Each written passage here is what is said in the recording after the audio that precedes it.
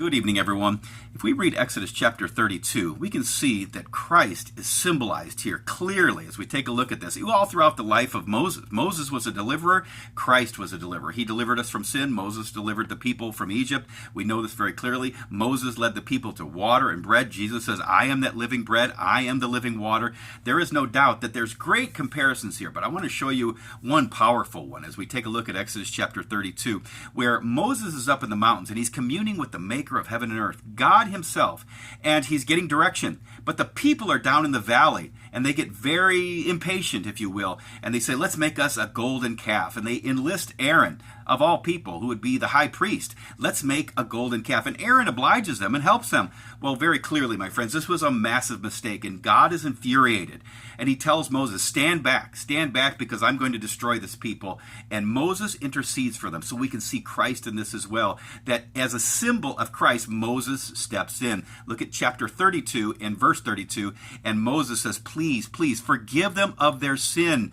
And if not, blot me out of the book that thou hast written. I pray thee, blot me out of the book that thou hast written. Moses was willing to have his name stricken from the book of life. You see, my friends, if you're not in the book of life, you're not making it to heaven. So Moses was more concerned with the people making it to heaven than himself. Have we ever seen this before? Take a look with me as we see in Luke chapter 23, verse 34, where Jesus, in his dying moments, he cries out and he says, Father, forgive them, for they know not what they do.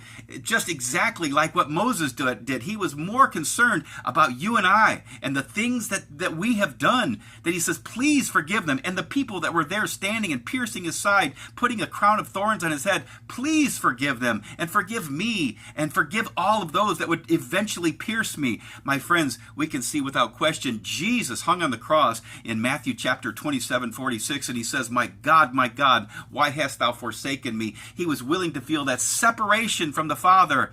You see, Moses was willing to give his very seat in heaven for the people. Do you think Jesus had any less of a standard? He was willing to give his eternity for people that would betray him. So I ask you today, my friends, regardless of what you have as a priority, make Christ your priority, because he is more concerned that you make it to heaven than even himself.